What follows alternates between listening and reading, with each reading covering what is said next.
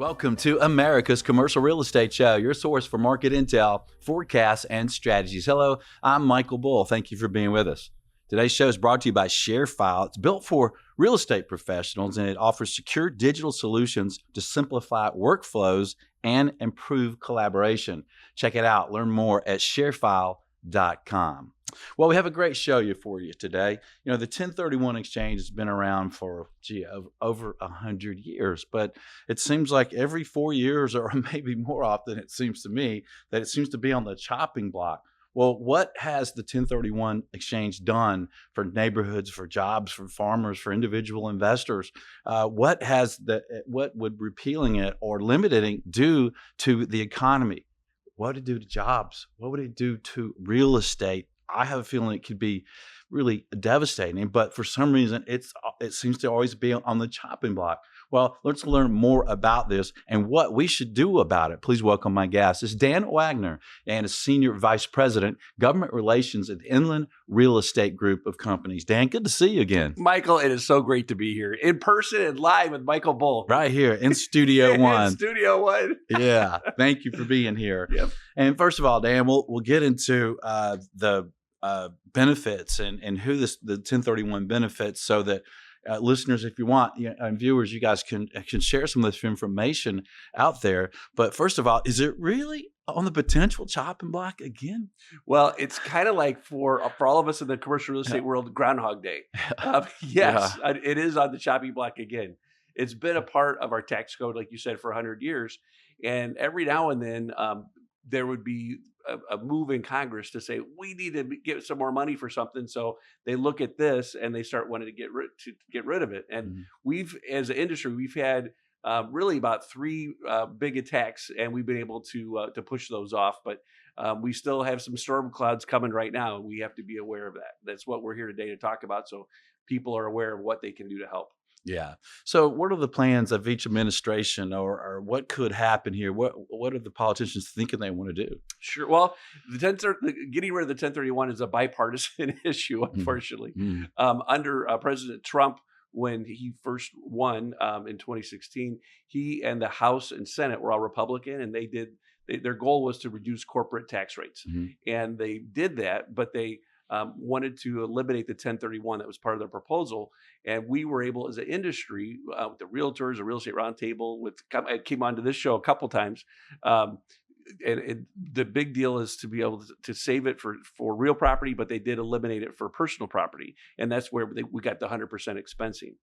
Now, and then President Biden won, and then they had the Democrats had the House and the Senate, and they wanted to originally eliminate the 1031, and then President Biden wanted to cap it at 500,000, which, as you know, and everybody in commercial real estate knows, you might as well get rid of it because it's meaningless. So we were able to save that for real property during that time, and now coming up with the entire tax cliff coming in 2025, we have the entire new tax writing that has to happen, because all the past bill is going to be coming up, and all the different tax provisions are going to have to be renewed or redone. And so the 1031, again, from if it's the Harris administration, that will want to cap the 1031 at 500,000. With the Trump administration, the good news is that we've already been through this with President Trump, but now there's so many new Republicans. There's like 86 new Republicans since that law was passed 10 years ago, and a variety of those Republicans aren't necessarily aware of the 1031, and we're having to keep educating people. And one of the things they're looking to do from a Republican standpoint is to increase the SALT deduction for mortgage interest deduction from $10,000 and try to at least double that. And they don't want to raise taxes, so they're looking for pay-fors. And so they're eyeing what this 1031, and is this something to be able to take out? And that's our job, again, is to educate bipartisanly, because obviously we don't have a crystal ball what's going to happen in November, but it's important that we have these discussions and we preempt the idea of getting rid of it and explaining the goodness of it. Yeah. And I think it's the perception of some of the politicians and maybe some of the voters is that the 1031 just benefits the fat cats. Oh, that's what it always comes down to. Hmm. It's like, oh my gosh, look at these people are making all this money, and Hmm. it's just a tax loophole, and it really isn't a tax loophole. It's really the thing that's why it's been the tax code for 100 years. It's really the, the spark plug of our economy, and there's Hmm. lots of explanations that we can get into why how we educate these members of Congress.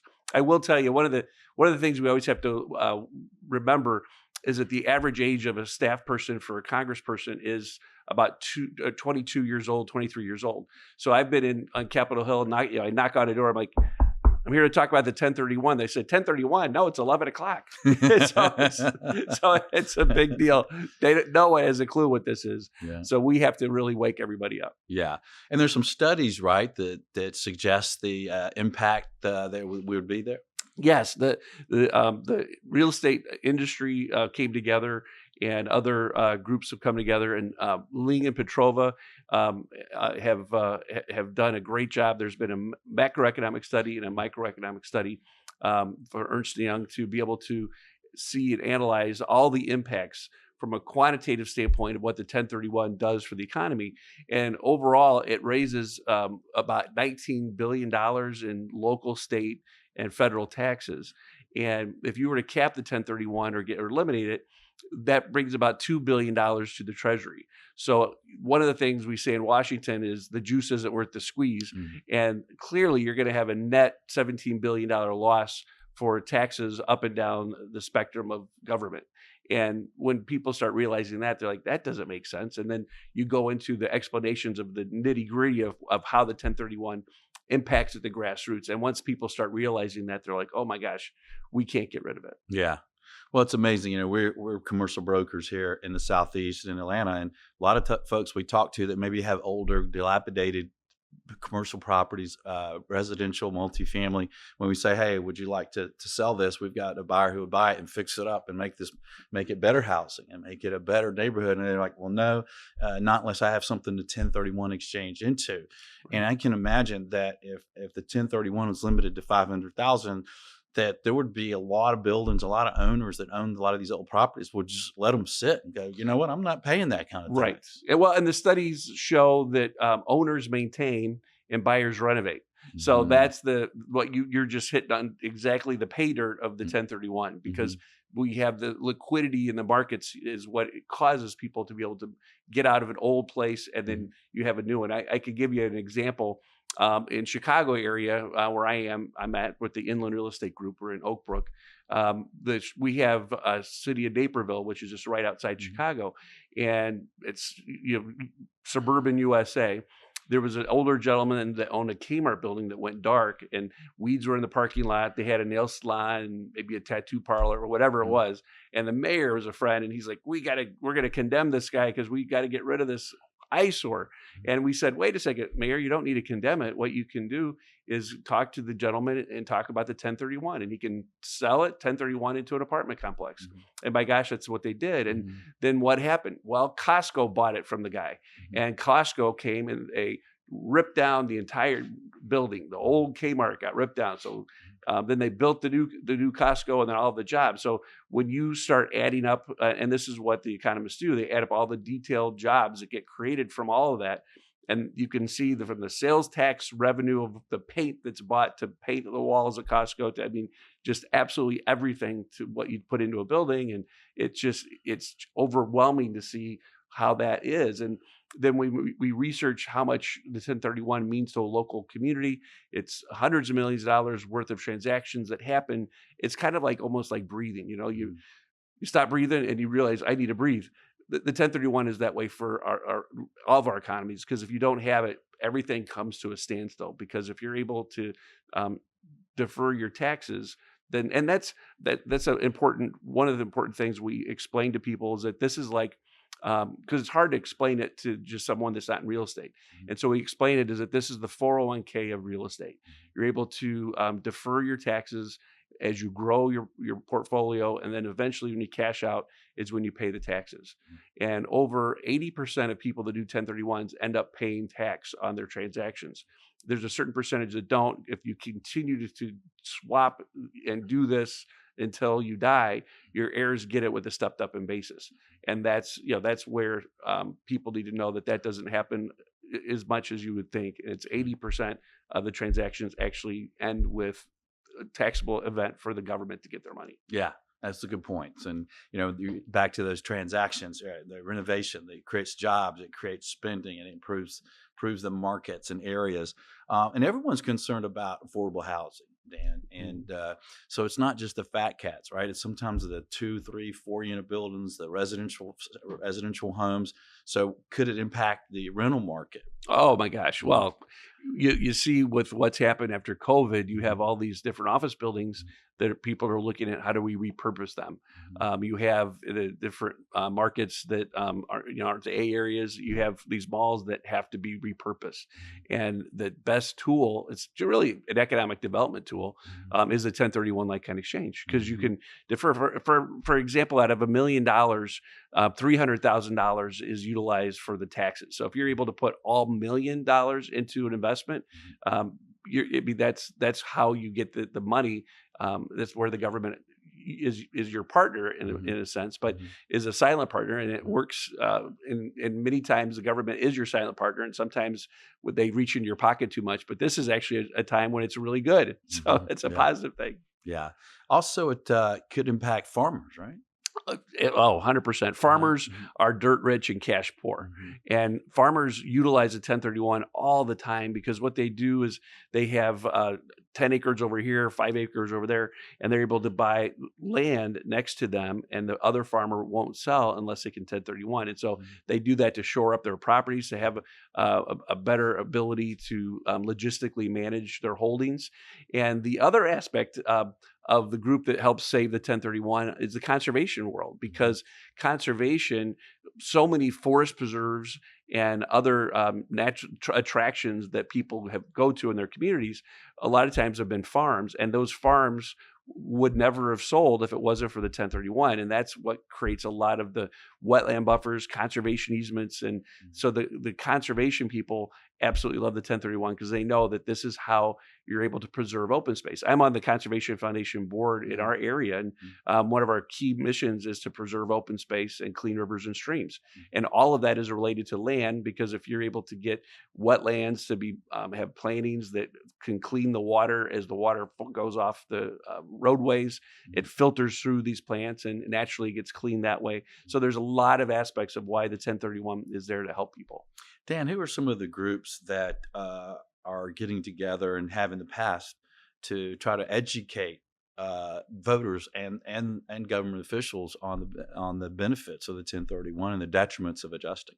Well, one of the things I'm really proud of, and I know you're proud of, is the National Association of Realtors is incredibly powerful. We're part of also the Real Estate Roundtable. The Federation of Exchange Accommodators are all the qualified intermediaries. That's their industry.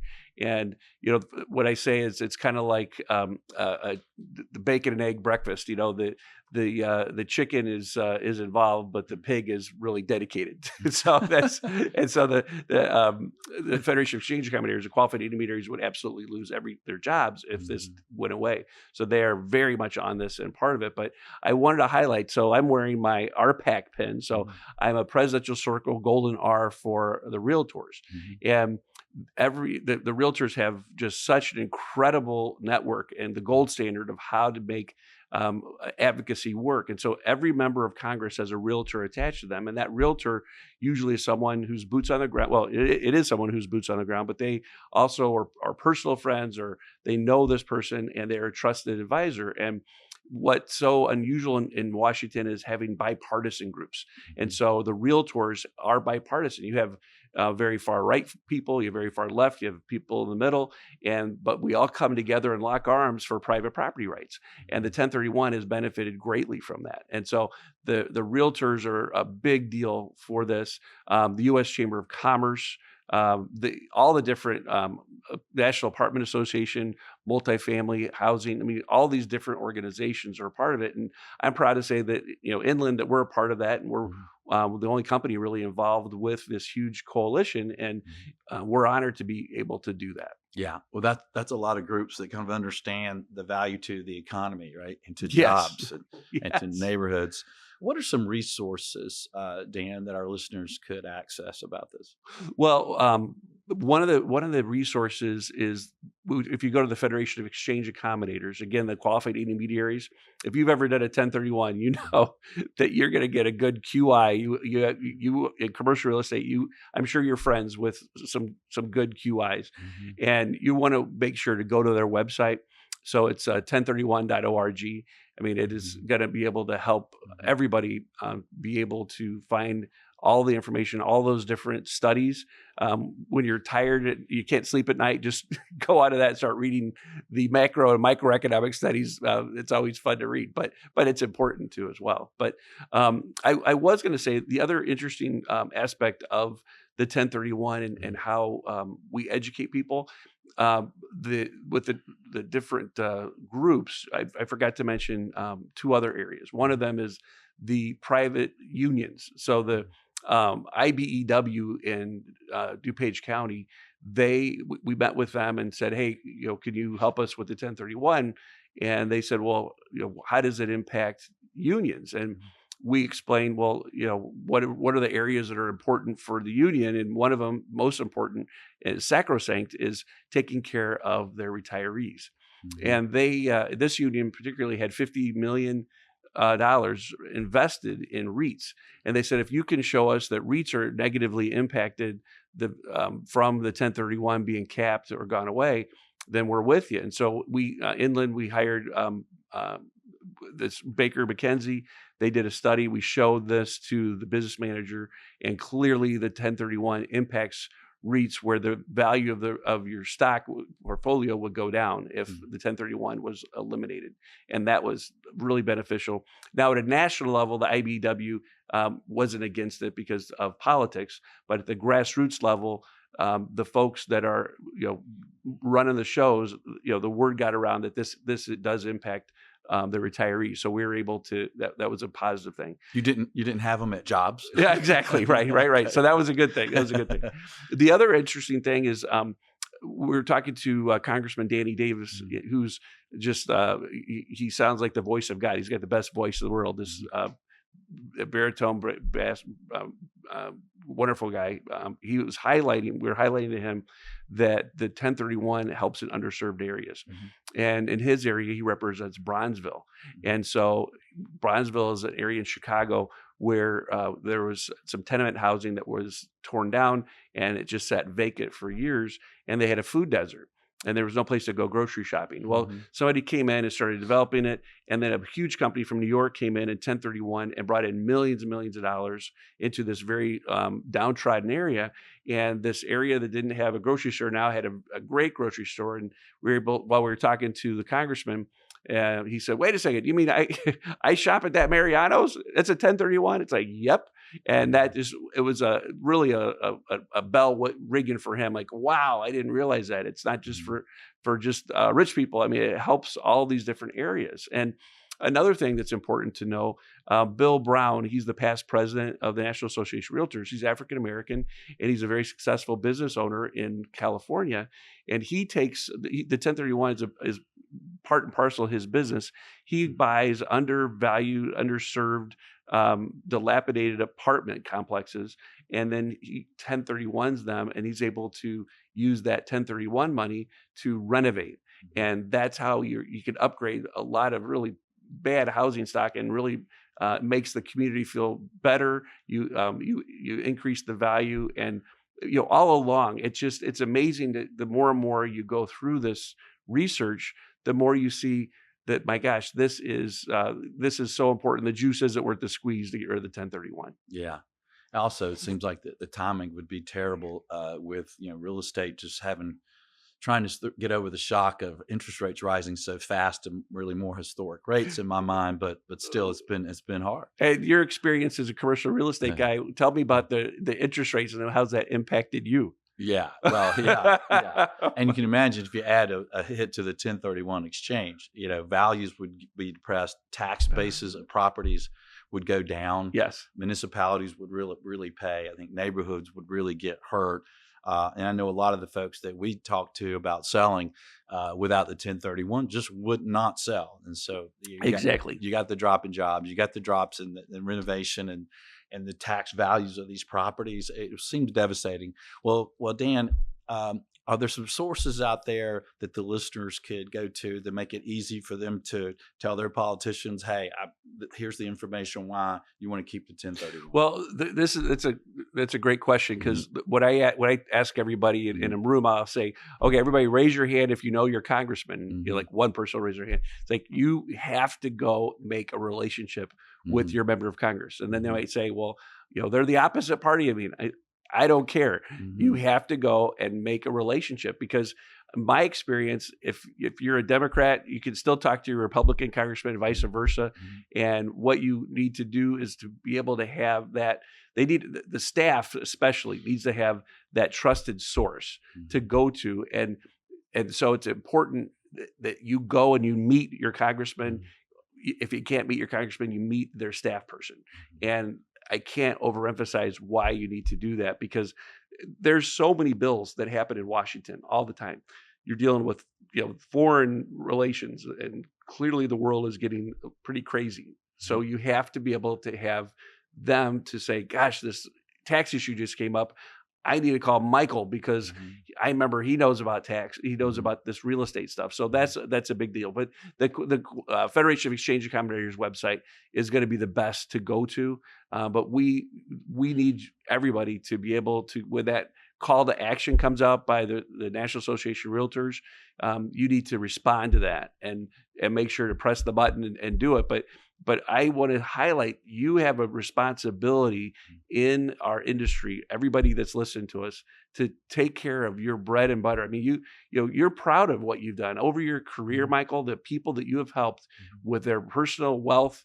They've trusted you. You're a trusted advisor. You're not a fly-by-night person. You care about people.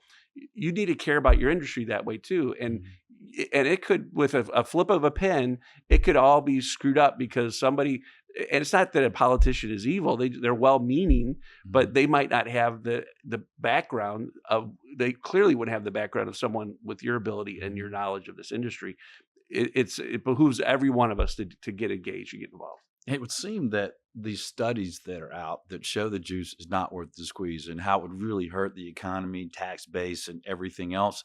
Seems like that should be enough. I mean, well, it does. It really is. I mean, when it's kind of like getting a bucket of cold water and throwing it on it. They're like, when they start realizing that, they're like, oh my gosh, why would we ever do it? But it's getting to the point of consciousness in Washington.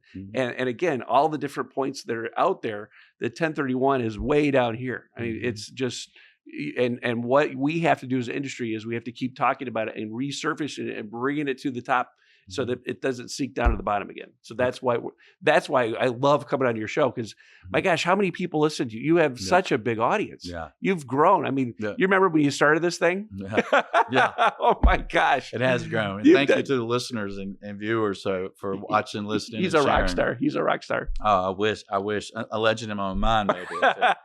So at 1031.org, is there a place there that they can just kind of easily tell their congressman, send them something? Yes. Okay. Yeah. Well, 1031, that explains the 1031. What you do is you research who your congressman or woman is, and all you have to do is just Google where you live, who is my congressman, and it'll tell you. I mean, it comes out and tells you that. So it's very simple to find out. And then what's an elected official like? Elected officials, they want to make sure, what's your address? Oh, wait a second, you get to vote in my district. Boom. I mean, that's a big deal to an elected official. And it should be, because that's our process in America. So that's where you look that up, find out who your congressman or congresswoman is. And the other person, there's 2 senators in a state. So find out who your senators are. And it's a simple thing to do. And if you're ever in Washington and you're on a family trip, it's terrific to stop into the offices of your senator. Like most state the senators in most states have a day in Washington once a month where they have coffee and donuts for all the families that are in town, and you get to bring up issues. But there's nothing better than going to your congressional staff person and talk to them, and you're talking to them in Washington or in their district office. That's a big deal. But if you're also if you're in the commercial real estate world at a high level like a Michael Bull, the other thing you can do is become friends with your congressman, bring him out in the field with you, and let him see the different properties that you're working on. And there's all these different things, but people are so busy. The biggest thing though is make sure you know who it is that represents you. Yeah, that's a good point that you bring up. For example, last week I sold a 73,000 square foot building that was mostly vacant, office building, and the seller did a 1031 out of it so that they were willing to sell it. And now the new owner is going to move his business into part of it. He's going to renovate part of it. It's just creating jobs. It's creating just a increase in tax base for the property. It's like, why can't people get this? I mean, why is this on the chopping block every time? What would you leave our audience with, Dan, to think about regarding the 1031's future? Well, I believe the 1031, with all of us working together again, I believe we're going to be able to save the 1031 because as you just highlighted, it's just so illogical. The juice isn't worth the squeeze. When people start recognizing that, it's those members of Congress that aren't aware of it because there's so many parts of the tax code.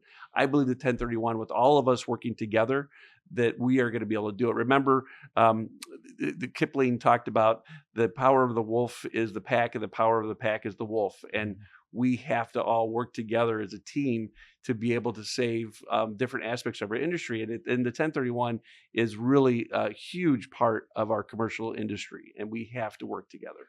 All right. Well, you guys heard it out there. Yeah, please do something. Contact your congressman, your senator, read about it, understand it, so that you can educate folks out there, because I think it would be really devastating to the economy and commercial real estate and all of our listeners around the country. Dan, thanks so much for what you do, what you guys do at Inland, and appreciate you, and thanks for being on the show. Michael, I am honored to be your friend for all these years, and I know we're going to continue this friendship for many years to come. Thank you. Appreciate it. All right, and thank you for joining us around the country. Hey, please let us know what you think. Obviously, please share this show. If you've never shared one of our shows, share this one, get it out there. It'll help you, all your clients, all the folks you know in real estate, residential or commercial. And until next week, be sure that you always lead, learn, and laugh, and join us for America's Commercial Real Estate Show.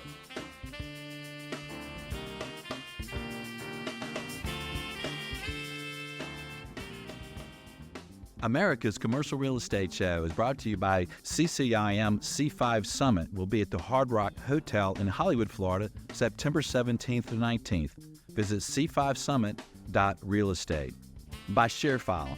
Designed with real estate and other highly regulated industries in mind, ShareFile offers secure digital solution to simplify workflow and improve collaboration. Visit sharefile.com. By CREI Summit.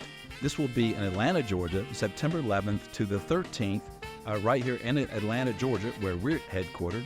Visit cresummit.com. By Bull Realty, commercial real estate sales, leasing, and advisory services. Visit bullrealty.com or reach out to me directly. My email is michael@bullrealty.com. By Commercial Agent Success Strategies, 21 cloud-accessed agent training videos. Learn more at commercialagentsuccess.com. You're invited to subscribe to the show wherever you listen or watch the show. You're also invited to subscribe to a weekly email announcing the show topic and guests at creshow.com. Thank you for watching, listening, and sharing America's Commercial Real Estate Show.